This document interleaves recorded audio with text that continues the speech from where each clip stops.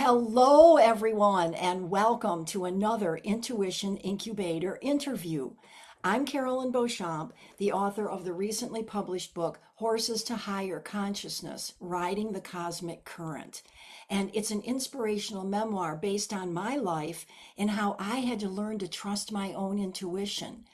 And it's the perfect book to pair with this interview today because I have the perfect person for this. All right. Everybody is going to be really excited to meet Dr. Will Tuttle. This book was the inspiration for the Intuition Incubator interviews, and we're going to go more in depth with it today. So let me tell you a little bit, well, more than a little bit, because he's amazing. I have to tell you about Dr. Tuttle. Okay, so Dr. Will Tuttle, visionary author, educator, and inspirational speaker, is author of the acclaimed worldwide bestseller, The World Peace Diet, published in 18 languages. Since 1985, Dr. Tuttle has delivered over 4,000 live audience presentations, encouraging compassion for animals, healthy and sustainable living, spiritual intuition, speaking my language here, and self-reliance in over 50 countries worldwide and in all 50 US states. Dr. Tuttle is also the author of the recently published Food for Freedom on the interconnection of health freedom and animal liberation, as well as the compassion book, The World Peace Way, which I have right here. Okay, which is filled with practical tips for thriving and staying healthy, with practical tips, with also, for staying, it's just on every level, staying healthy, Yeah. which is really great. This is a great little book.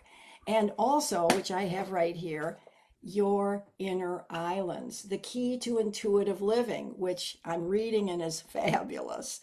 Okay, so everybody's going to want to get this. He is editor of Circles of Compassion, connecting issues of justice, focusing on the interconnection of social justice issues as well as of Buddhism and veganism. Essays connecting spiritual awakening and animal liberation, recipient of the Courage of Conscious Award, as well as the Empty Cages Prize. He's the creator of several wellness and online advocacy training programs, and he is the co-creator of Vegan Palooza. I love that. One of the largest online vegan events ever. Dr. Tuttle is the co founder of the nonprofit Circle of Compassion and the Worldwide Prayer Circle for Animals. A vegan since 1980, he's a frequent radio, television, and online presenter and writer. He's featured in the acclaimed documentary film Cowspiracy, which I like. We're going to want to say conspiracy, Cowspiracy, as well as other documentaries such as Christspiracy, that's a tongue twister, Prayer for Compassion, Vegan, Everyday Stories, Hope, What You Eat Matters, and Animals and the Buddha. Dr. Tuttle's PhD from the University of California, Berkeley, focused on educating intuition and altruism in adults, again, close to my heart. And his doctoral dissertation was nominated for the Best Dissertation Award. He's taught college courses in philosophy, humanities, mythology, religion, and creativity. That's a lot. A former Zen Buddhist monk and a Dharma master in the Korean Zen tradition, he's created 10 CD albums of uplifting original piano music as well as several spoken word meditation CDs. Dr. Tuttle continues to travel extensively and to write and speak up for free speech, medical freedom, and for animal liberation as an essential prerequisite for human freedom, peace, and justice.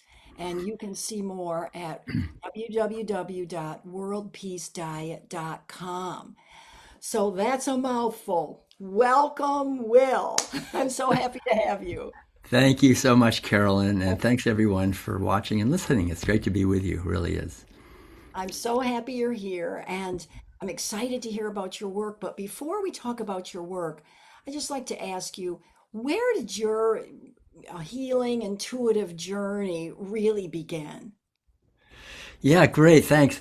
I would say we just go back to where I was born and raised, which is a very interesting place, Concord, Massachusetts, and back in the 1950s. And Concord is an interesting place it's famous really for two things. One, it was the founding place for the American Revolution. And so this was a big deal. My father especially was really into the idea of maintaining our freedom and freedom of, he owned a whole chain of newspapers.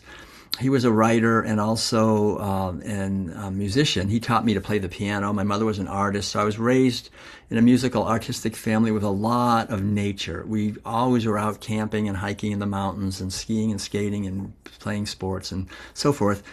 But the whole idea of freedom was a huge thing, and my father was like famous in the whole area for standing up for people's freedom.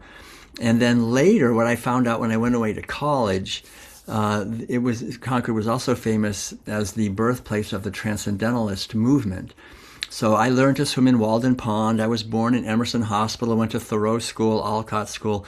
And so I started studying these writers when I was in college. I went to Colby College in Maine. And I realized that these were the very first people in North America to bring in teachings from the wisdom traditions of China and India. The Bhagavad Gita, like Thoreau, for example, had the largest library of books in North America of Eastern books, like the Bhagavad Gita, the Tao Te Ching, the Upanishads, the Vedas, all these ancient wisdom teachings from Asia, which really emphasized the idea that we have within us a spiritual inner guidance system. We don't have to rely on outside authorities. And so they were enriching, I think, in many ways, the Western tradition, which in some ways was taking that away from us. It was, the whole church idea that you have to rely on the priests and so forth for salvation or rely on some outside force. And so I remember I started reading these books, and I think I was already cultivating my intuition just through being a musician myself. I played the piano. I was a church organist in high school. And spending a lot of time in nature. I did a lot of just like even as a young kid, I would spend go out into nature and spend the night overnight by myself, and I just loved being in nature and being quiet and listening and enjoying the beauty of nature. And I'm really grateful to my parents for encouraging that and just learning that from them. And also when I started going deeper into music. And so when I went to college and I discovered the Transcendentalists, and that led me to Walt Whitman, the great poet, and also to meditation and yoga, and started to practice Zen for the first time. It led me to another book called Cosmic Consciousness, written by a pretty well-known doctor back in the 1890s from Canada, Richard Buck, who basically said that most people live their lives at the level of what he calls self-consciousness, which is basically caring about ourselves and trying to get what we can and so forth. But he said certain rare people had attained what he called cosmic consciousness. And he gave examples, people like Jesus and the Buddha and many of the great sages and saints and mystics and prophets, founders of religion, both men and women through the ages. And he said these people really are the example of what we can become. It is the destiny of every human being to attain cosmic consciousness. And that idea just ignited something inside me that was unstoppable. I just felt like I was bred to take over this newspaper empire my father had, and I was ready. I mean, I could write. I had the abilities and things, I think, but I really felt this inner calling. And my younger brother, Ed, I talked to him about cosmic consciousness, and to my delight, he said, yes, let's attain cosmic consciousness. That's what we got to do. Talked to my parents about it, and I think there was some disappointment, perhaps, that we weren't going to stay and take over the newspaper, but I remember very clearly my father, I was amazed when we told him our plan to attain cosmic consciousness.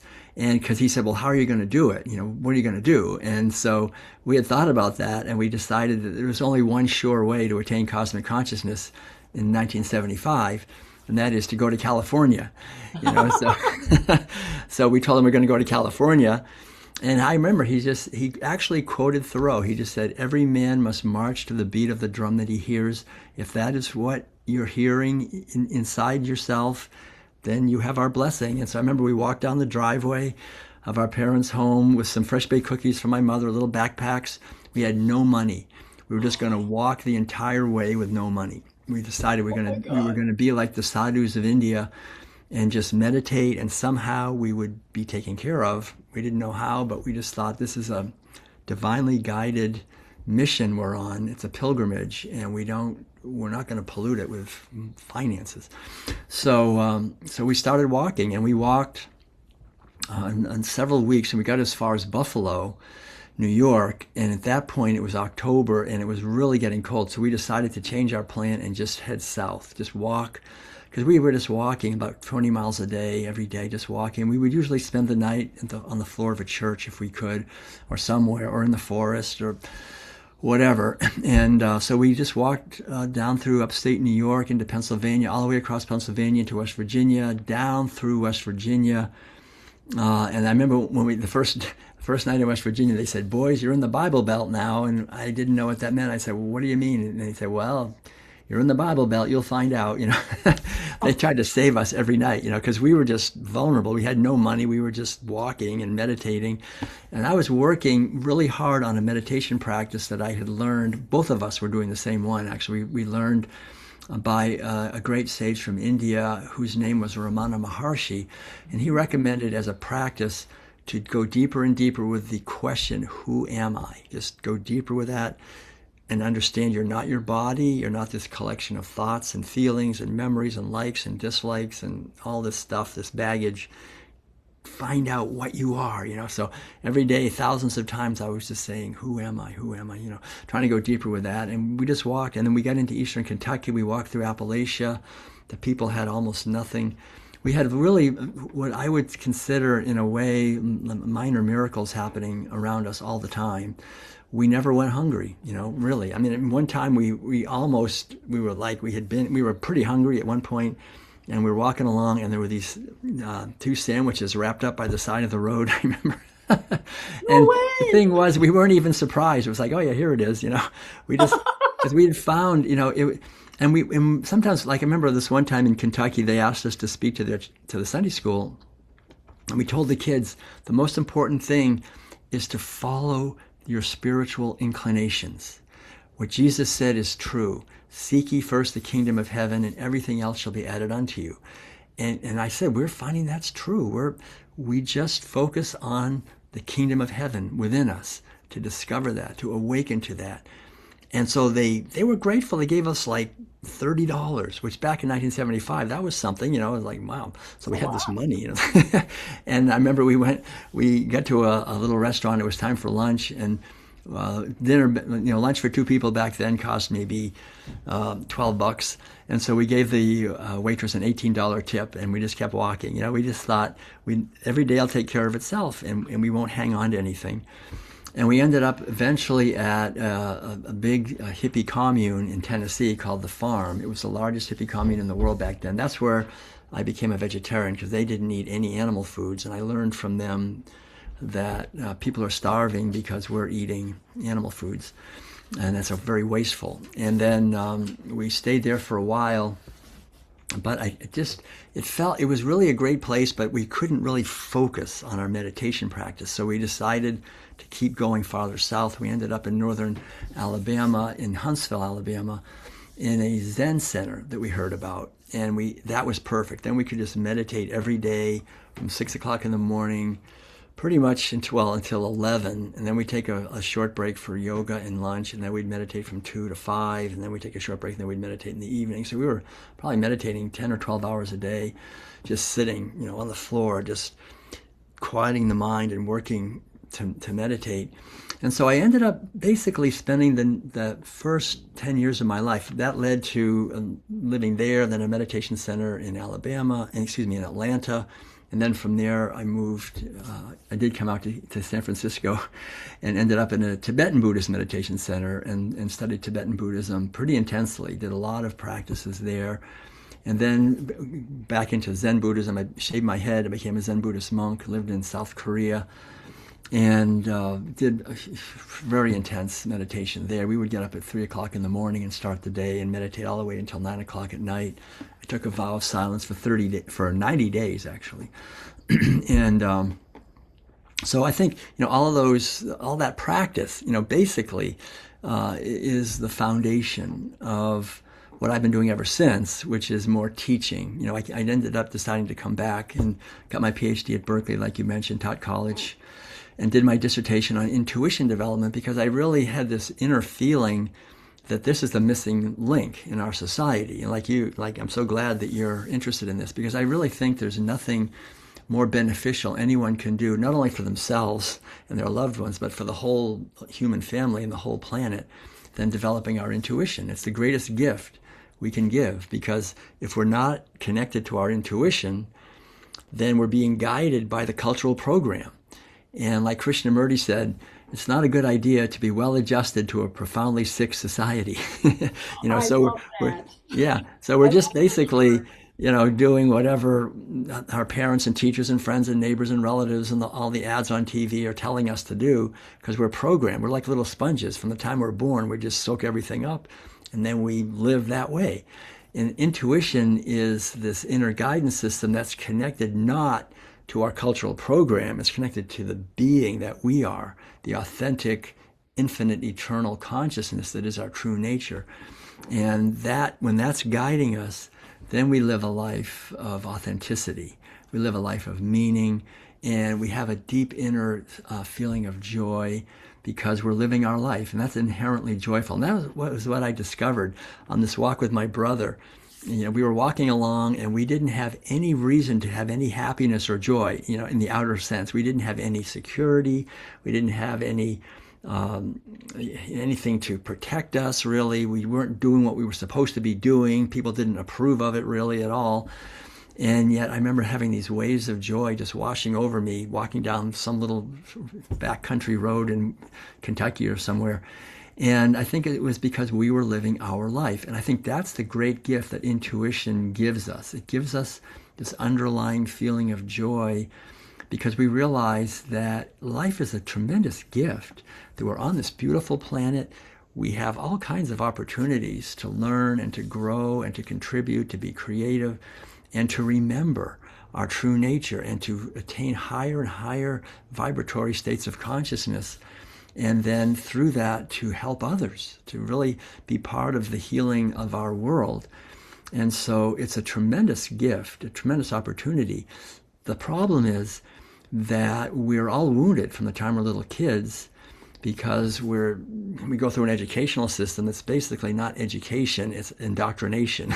It's teaching Absolutely. us how to function in a system that's based on exploitation of nature, of animals, and of human beings. And so once we see all that, it's easy to get kind of depressed or anxious and feel like, oh, I live in this world that's so kind of hostile to spirituality. But if we do our work, if we do the inner work and do the meditation practices and really take time every day, regularly, no matter what, like Madeline and I always take at least 2 hours every morning before anything happens to meditate and to do some reading and uplifting teachings, and I write in a journal. We do some yoga, connect with nature. It's really important to have a foundation, and we can take responsibility for that. We can be proactive and do that. And when we do that, then I think we really have the foundation for the cultivating and really using this inner guidance system in a way that's beneficial. And it's temporary. We're not here forever. We're here for relatively a few decades. And so every day is a precious opportunity. So that's how I got into it. It was really basically, I think, the inspiration I got from my family and from the transcendentalists and from nature. And I had a lot of really great experiences. I went away also when I was in college to an Outward Bound program in Colorado. It was ski mountaineering. So we would go up into the mountains and just climb these 14,000-foot peaks in January. It was like ice climbing up ice faces. It was really challenging. But as part of that, there was a 3-day solo, just all alone by yourself in nature. And I think solo time in nature, at least for me, has been really important. I think nature is our greatest ally and greatest teacher in developing our intuition.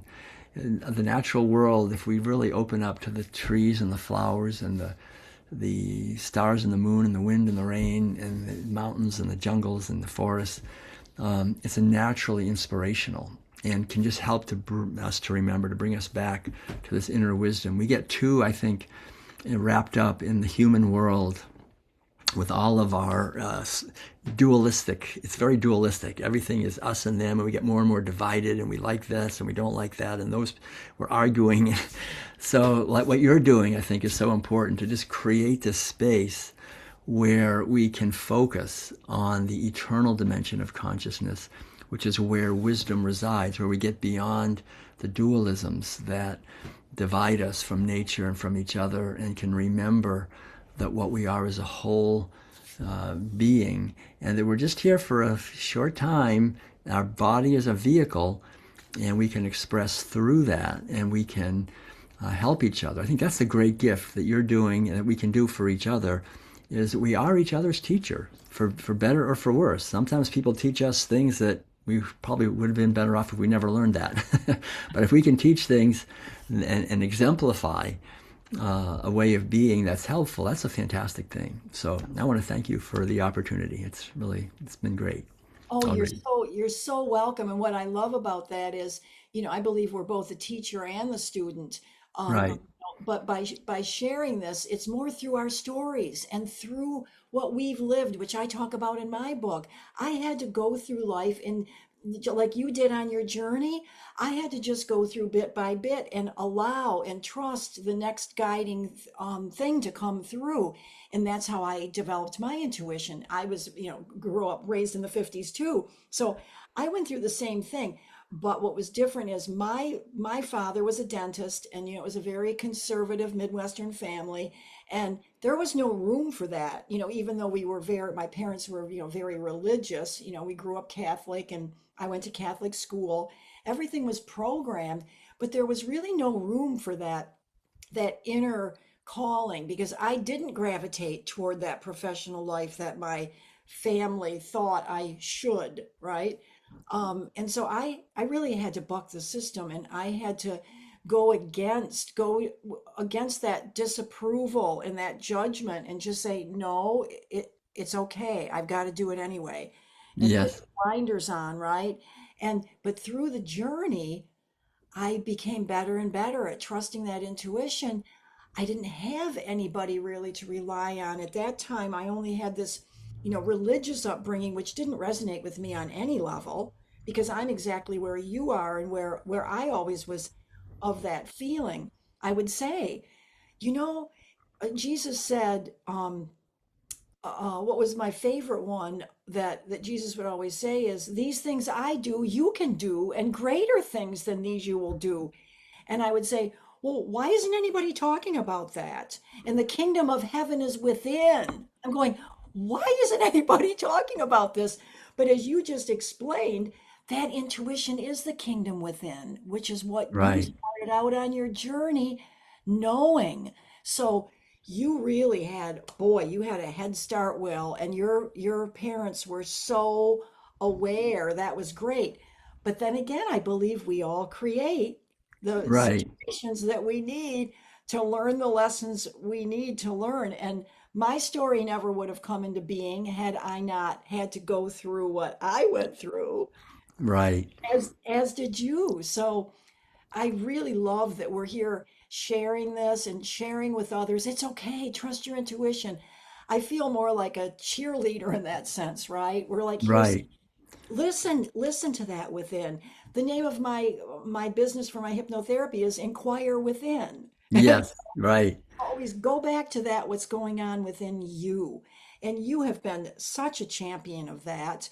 And picking up the baton as you went along. I want to go back to that a little bit. When you went to your first ashram, wherever it was, where they were vegan, and they were talking about that discipline, of how that resonated with you and how you carried that into your life to really be a champion of the animals. My book, as everybody knows, because it's horses to higher consciousness, obviously there's horses in it. I was Right. a horse lover, and from a young age, from 3. And so the animals are so important. And I never really understood it either. I had a weird um, opposition going because I loved the animals. And I remember my father went on a hunting trip. He was a hunter. Well, we ate what my father hunted, ducks and moose and pheasants and all of that. So I grew up on it. But as a very young girl, my father went to Russia and to hunt. And he brought back a fur hat. And my mother said to him, she won't wear that.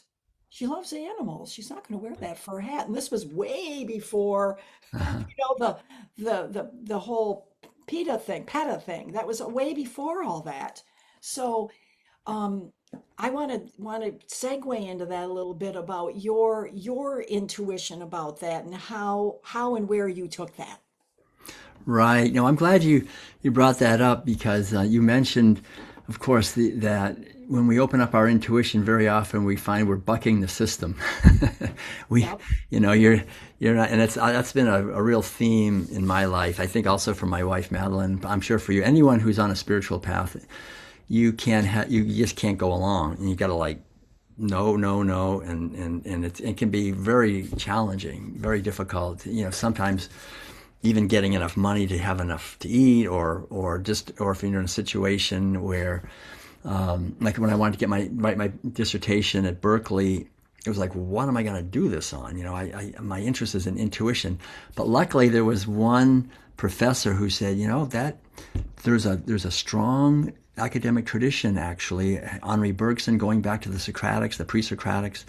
You can build something, and then the Eastern, so I think if we just persist, we can find liberated spaces where we can unfold the wisdom and the truth that is trying to come through us.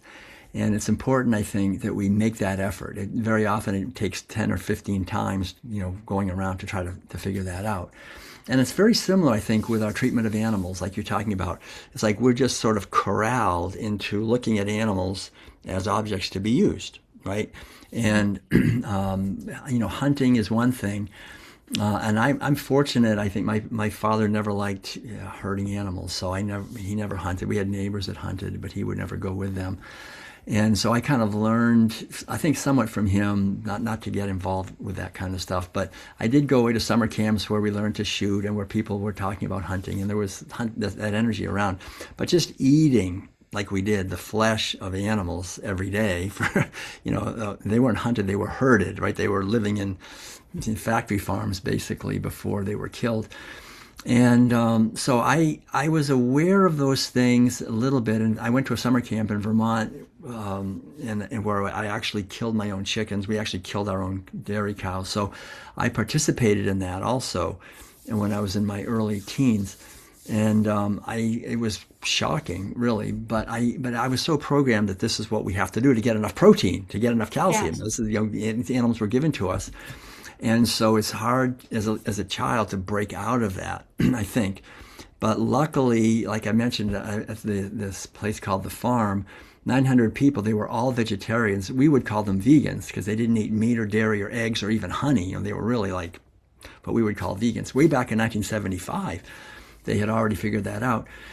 And so that was it. As I mentioned, it was mostly, they said, because it's inefficient. We wouldn't have any hunger if we just would feed all this corn and soy and other grains that we're growing to people instead of feeding it to cows and pigs and chickens. We could feed everybody 3 times over. It's plenty of food. Exactly. And so I thought, wow, that's true. I don't want people to starve, because they were talking about how starvation and hunger and war and conflict and inequality and injustice, it all goes together. And so freedom and justice and kindness and compassion and caring all go together also.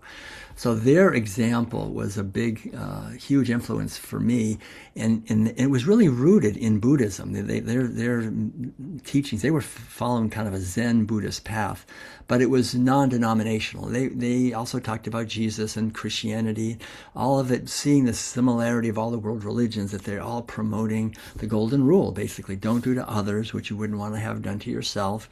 And the other great teaching that we talk about is the teaching of whatever you sow, so shall you reap. And so if you're going to insist on sowing seeds of violence and harm, don't expect that you're not going to have some disease and problems in your own life, and you're causing disease and problems for others, whether they're animals or other humans or hungry people or slaughterhouse workers who have to stab the animals, all these things. So I think, really, quite honestly, just moving away from eating animal foods, that will of itself begin to spark the intuition to develop in a human being. Because I think intuition is natural. I mean, intuition is not some exotic thing that only a few people get, and we have to kind of import it into us. It's our nature to know directly. It's a direct knowing. There's two kinds of knowing. There's subject-object, sort of dualistic knowing, which is what we talk about in school. You have to be able to, you learn it from a book or from an authority, and then you can regurgitate it, and then you know it, and then you get tested on it. That's dualistic knowing. But there's the other knowing, which is intuition, is non-dual. It's knowing from within. The word literally, intuere, in means in or within, and tuere, the Latin word, means to learn or to look. So it's learning from within. So it's already in us. So that it assumes that we are a conscious being that has the capacity to know directly. And so this is completely contrary to everything in our educational system, which is why it was so difficult for me to get a Ph.D. in developing intuition, but I was able to do it anyway. And all of us can do it anyway in our society, right? We can, even though people around us maybe will say, well, what's your reason for doing that? And we say, I don't need a reason. This is just what I feel is the right thing to do, right? I mean, and it's the same thing, I think, with veganism or with compassion for animals. There's many reasons. I mean, it's healthier, it's better for the environment, it's better for the poor animals not starving.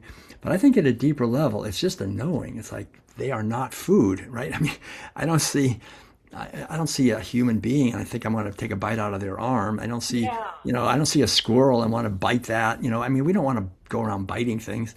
It's just something is just indoctrinated into us. And I think really the problem basically in our society is that we're not awake. We're basically in what I would call a cultural trance.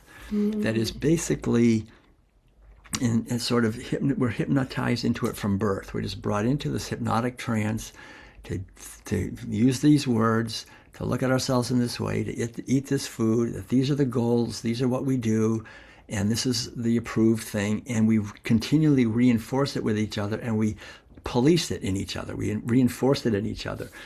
And so it's very difficult for people to wake up out of that trance.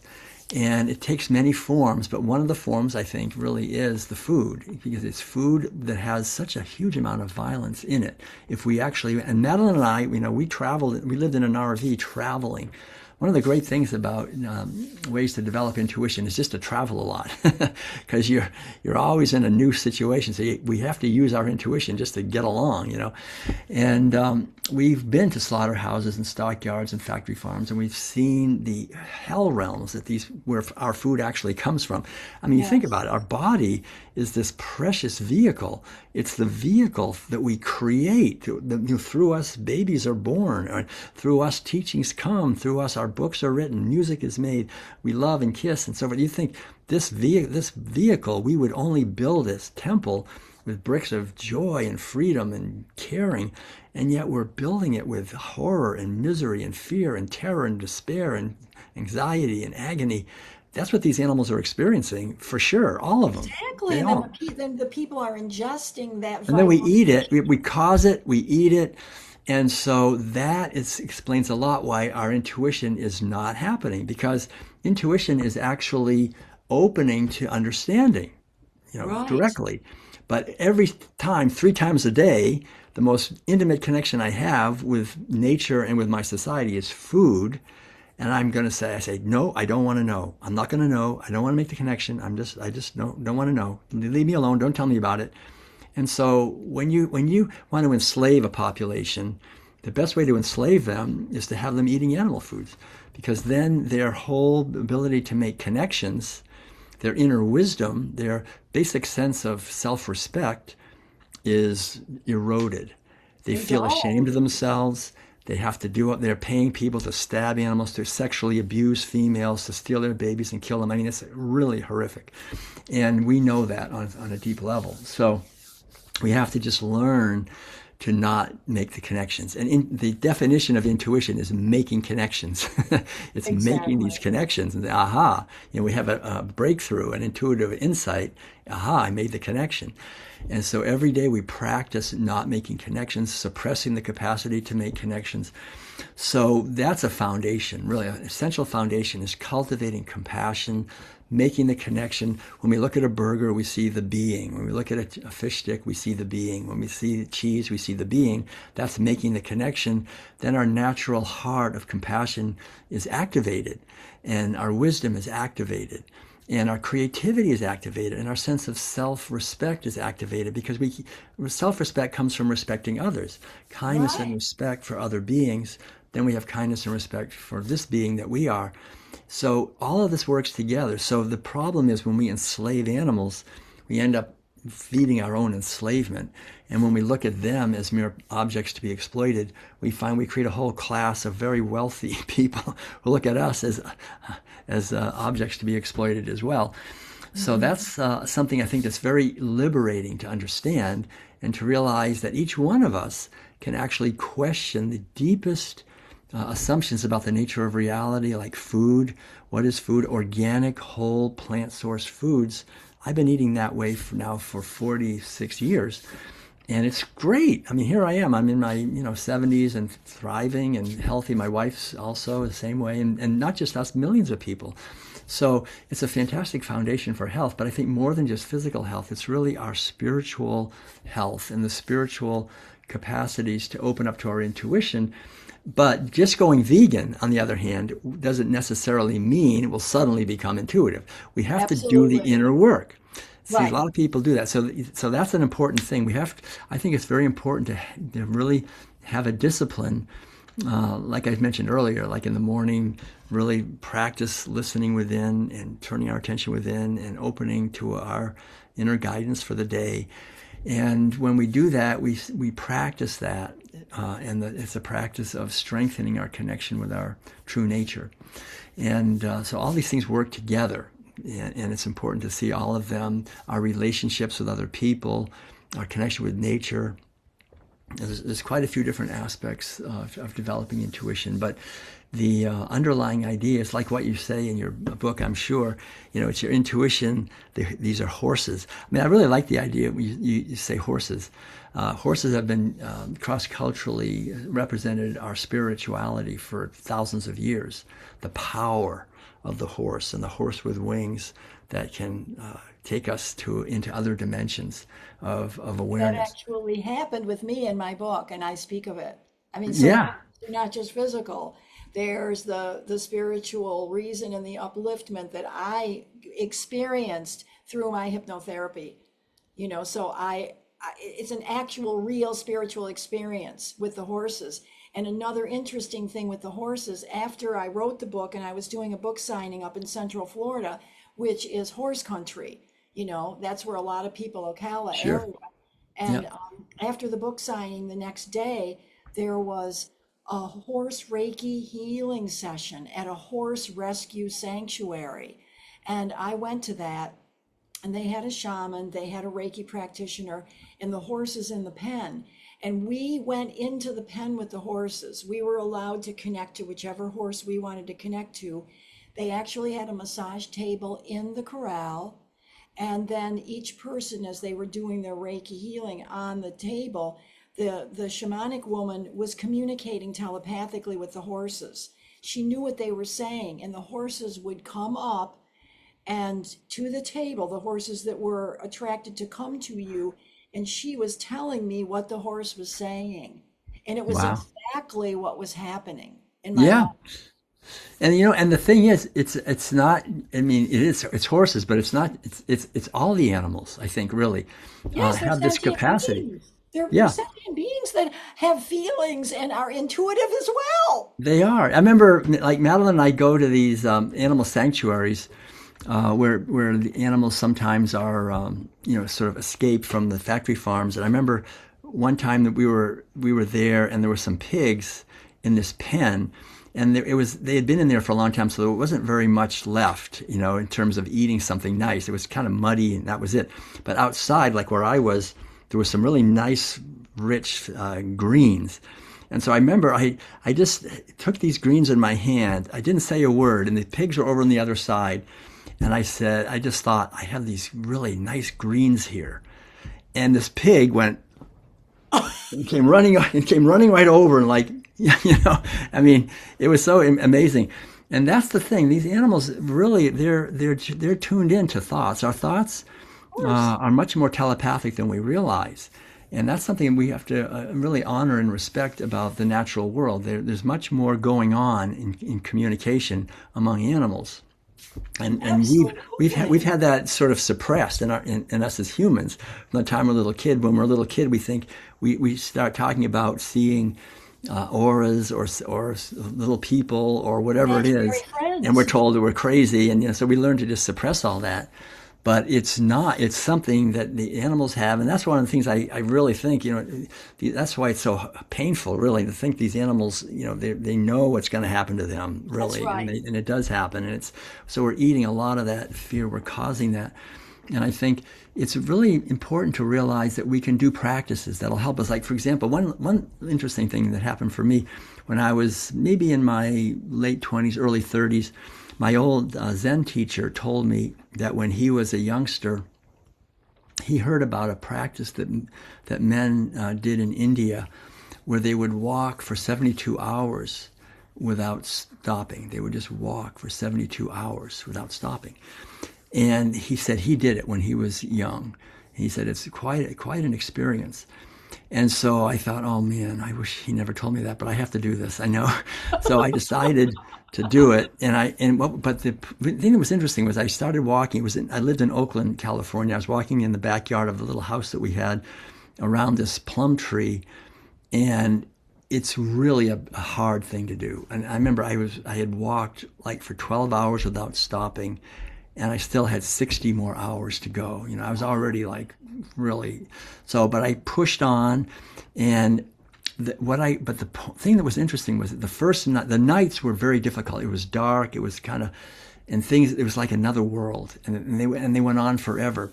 But I remember the second night, this plum tree that I was walking around started to reveal herself to me as a being. And it was absolutely real. It was so interesting. Like, biologists say that trees are alive, but by Yeah. the second day, and especially by the third night, walking around that plum tree, it was this powerful being that was dancing and moving around, and I could really see it. And then also other things like the flowers became luminescent, beautiful, and I think the whole thing is it just opened up a little glimpse of how the natural world is so much more alive than we even realize. But the way that we have this rationalistic kind of grid that we've kind of implanted into everybody's mind just growing up here, that we don't see that. And it's because of our cultural indoctrination. But if we can break out of if we can sometimes doing extreme practices like that, just walking for Yes. 72 hours without stopping, it's like the left brain finally like gives up. And then the right brain is just like, wow, look at this. Yeah. It's Well, quite a nice thing. And absolutely. it's still with me. I still feel when I see trees, I know there's more to trees.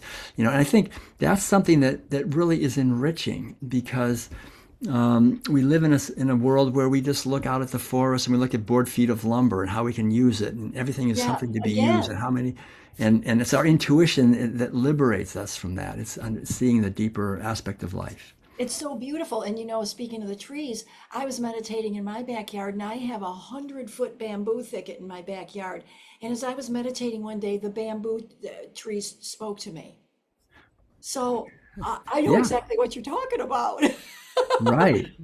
They're Yeah. they're all alive and they're all to be respected. It's the same thing, and some people say, and I'd like to ask you about your opinion of this or your take on it.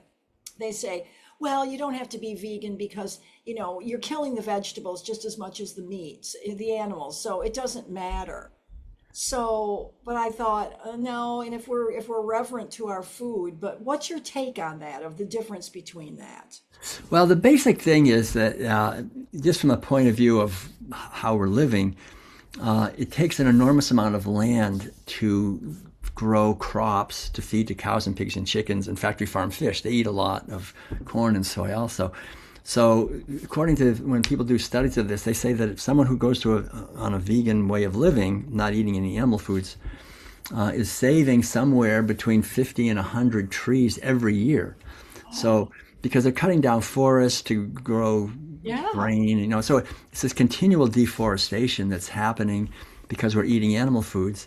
And so if we didn't eat animal foods, we could allow forests to come back. And forests are not just trees. Forests are habitat for insects and birds and animals and amphibians, everybody. So it's really, living a vegan life is minimizing the amount of suffering that we're causing to others. And then whether there's suffering involved in plant-based foods. First of all, I mean, it's an interesting thing. Like my wife and I actually now we lived for 17 years traveling, so we couldn't grow our own food, and except for some sprouts. But now we have a little land here, so we've planted 80 fruit and nut trees so we're eating from our land, and plus about 7 beds of vegetables and so forth. And I know from my own experience, the more you love these trees and love these plants, the more they love you back. It's really a very loving thing, and we're not killing. I mean, we're not killing. I mean, we're giving and loving these trees and these vines, the grapes, and even the kale. We take leaves, but they give more leaves. We keep, it's just a very beautiful thing, I think. And we all know, for example, if someone was to do something like terrible, like maybe kill their neighbor's dog, stab the neighbor's dog, and they went to court because of that. And if they said, well, Your Honor, to me, stabbing a tomato and stabbing a dog is the same thing. You'd be like, Yeah. really? Okay, then you don't just go to jail; you go to an institution for the criminally insane, right? I mean, that's not the same thing. So when someone says, "Oh, you're stabbing a carrot," it's like that's not the same as stabbing a cow or a pig. Or, I mean, how can you say that? Really? I mean, we know Right. that's Well, ridiculous, as it's you said absurd. it, But as you said it too, well, that's true because as you take the vegetables, then more grow in their place. Whereas yeah, an and animal, it's once you kill actually an animal, there's no right. animal to replace it. And the most of these fruits and vegetables are actually we're benefiting them. We're spreading the seeds. They like it. They make themselves delicious for us, right? So Yes. it's a very benevolent thing, actually. So Yeah, I I think, believe so too. I just yeah, wanted to hear your take on it. I believe the yeah, same thing. The fruits and vegetables are multiplying. It's a synergistic. They're giving to us. We're loving them. They're loving back, and then more and more grow. Well, what right. about? Well, this is something that's always interested me too, and I'd like your take on this about animals. Like if you have pets, I've heard people that their pets are vegan. So, most people would say, playing devil's advocate here, well, animals eat other animals, so why shouldn't people eat animals? Yeah. So, yeah, I want to hear a little bit about your take on that as far as people that do have pets that are vegan. Well, two things. One is, I mean, if someone has a companion animal, I think it's best that they are vegan, right? I mean, they can be. I mean, dogs are easy vegans. They're very easy. The oldest, healthiest dog in the world was a vegan. There's a lot of research on this. There's lots of vegan dog foods. Cats are a little more challenging. Male cats, because they sometimes have urinary tract problems if they don't get a super acidic environment food. But there are vegan cat foods that are for people that work very well. Like we have lots of friends with vegan cats. So, but sometimes it doesn't work for male cats. But the other pets like rabbits and most of the other ones are naturally herbivores anyway. But I think when people say, "Well, animals eat other animals," that's an interesting one too, because I think why do we never look at animals, what they do, as a reason for us to do what we do, except in one thing, right? I mean, animals do all kinds of things. Like quite often, the male will eat the baby, and you don't see a guy go, well, I Yes. saw the animals, so I ate the baby, honey. Sorry about that. But, animals do it, so I thought I'd do it too. They do all kinds of things. The coyotes, very often, the male will vomit the food up for the female. That's very romantic. She doesn't have to, go out and catch it. And you don't see some guy, doing that on the first date, right? So they sleep up in trees at night. They do all kinds of things. We don't go sleeping up in the tree because the animals do it too. So why would we take this one behavior that certain animals do? The vast majority of animals are herbivores anyway. There's a few top carnivores, but most animals are herbivores. So the idea is we think, well, the lion is the king of the beast. We're like lions. But you don't see anybody jumping on a deer and biting with our little baby teeth, which would break off if we tried to do it. Yeah. We don't have the physiology for predation. We don't have the psychology for predation. It's completely foreign to us. I mean, we can do it. We can be trained into it. But it's the same thing. Like we force, quite honestly, people don't realize this, but I've done a lot of research. Cows and horses, actually, it's historically to eat meat.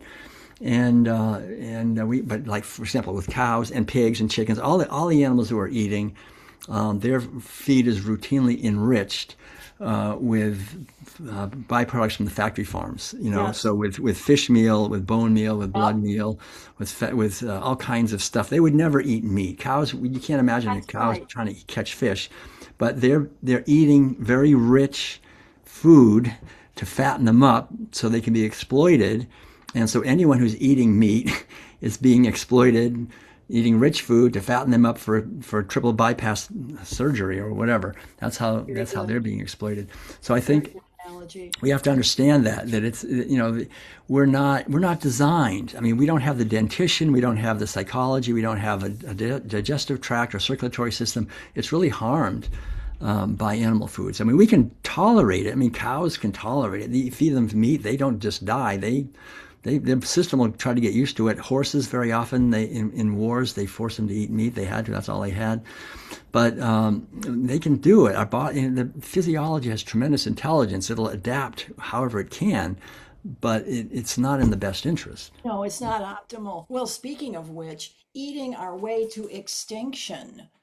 Okay. Right. Now, this is like a Bible, right? And I think this is a very, very fascinating book. If we turn it this way, when I turn the back, and you can read that on there. Right.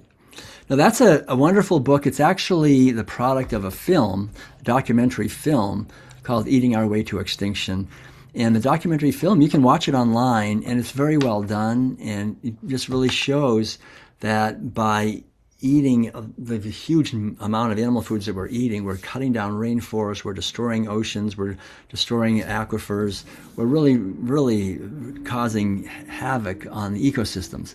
So the best thing we can ever do, if we really care about the earth, is to move toward an organic, whole plant-based way of eating and living. And that documentary and that book really show that. Yeah. That's why that's yeah, and I'm glad you brought that up. And there's a website too, I think, and so I think it's just really good that we can tell people about this. I mean, this is an amazing book, and it's got beautiful. I mean, it's got it's very very well done, and it's got beautiful pictures, beautiful. And just every chapter is very very informative, and we can find out more from this. What is it at the back? That it's www dot, because I know I saw it in the back of the book of where people can learn. But is that the name of the? Yeah, I think just Googling that, Eating Our Way to Extinction. Yeah, that'll Yeah. do it. When food costs the earth, who pays the price? Okay. Right. So yeah, so eating our way to extinction for anybody who would like more information on that, because this is a big Bible. It's great, and so anyone can see that. Well, this was really fascinating, Will, and I am Thank so you. grateful for you to be here to, share your journey, share how you learned everything you learned, how you intuited that. And again, as you started the conversation with the kingdom of heaven is within, that's our Right. intuition. The kingdom of heaven is within, right? Yeah, and I think if we go a little more deeply into some of the writings that I've done, the World Peace Way, and that other book, the Your Inner Islands, there's a lot of actual practical keys in there for developing intuition that we could even have a whole nother conversation maybe later about these different I would love keys, the I would specific love to do keys that. that we can practice to develop our intuition because intuition is one of those things like, well, what do I do? How do I develop it? And I realized there's quite a few things we can do to develop our intuition. And it's like the best friend, the best friend we could ever have is an inner knowing that we can learn to rely on to live our authentic life, our unique life, ourselves. And it doesn't mean life will always be easy, but it does mean it'll be our life and not somebody else's. And I think that's an inherent sense of fulfillment when we're doing that. It's a natural sense of joy and gratitude that comes with us every morning for the time we're on this earth. And so, yeah, maybe we can do another one later on the practical keys to developing our intuition, because That this would was a be great great. foundational one. Because Yeah. then I know I love the way your chapters are laid out and all the different islands. I Right, right, love right. it. I'm really getting into it. So I think that's a great idea, and I'm going to take you up on that. We'll schedule another Thanks one so down much. the road to really help people on the Intuition Incubator. We'll go through some of this and really give you some practical steps that can help you. I love doing that. I love to do that. I've done that on talks where I actually go through an experiential thing so that people actually get something to practice, that they feel they can use, that they can move forward with more understanding and knowledge and real tools. And the tools are in here, folks, because I'm reading it and it's awesome. And also the World Peace Way. This is a 6 keys to health and harmony for all, which is also great. And I too am a vegan. I'm an advocate. And like I said, from the time I was a little girl, I loved animals and I didn't want to hurt them. My father came home once with a car full of dead ducks, but one of them was still alive. And I grabbed it and hugged it and said, "Can I please keep it?" Yeah. Oh, So my love for the animals beautiful. Yeah. goes all the way back to my granddad's farm and the horses. So Yeah. I'm on that train with you Beautiful. to being honoring our animal brothers and sisters. And even like the movie Babe. Remember the movie Babe about the pig? That's a Pigs great are one. extremely intelligent. Yes. I Yeah. stopped eating pork after watching Babe. Right. Yeah. That was the greatest. So to anybody who wants to watch some great movies and to really watch this documentary we talked about, in eating Yeah. our way. Eating our way to extinction. Yeah, Christspiracy is really good. That's a new one. It's also called "What Would Jesus Do?" It's got another title. It's easier to remember. Maybe "What Would Jesus Do?" I'm in that one. I'm in that documentary. It's really good. Charlotte's Web is really good, I think, and Babe. I've actually met and interviewed James Cromwell, who played the actor, the Oh, main you guy did? in the Babe series. Yeah, and he's a vegan. Oh, Doing meeting those pigs got him to be not only a vegan but an animal rights activist. He's a really wonderful guy. wow. Yeah, he really transformed his life Well, it doing those Babe. transformed mine, so I can Yeah, imagine if I right. actually lived it and it was the actor in the movie, that would be Yeah, amazing. right. Well, so yes, so everybody, watch those movies, read these wonderful books, and we'll be back again, for another Intuition Incubator episode where we go into the keys. This will be great. So before we go, Will, let everybody know if they want to learn more about you, where can they find you?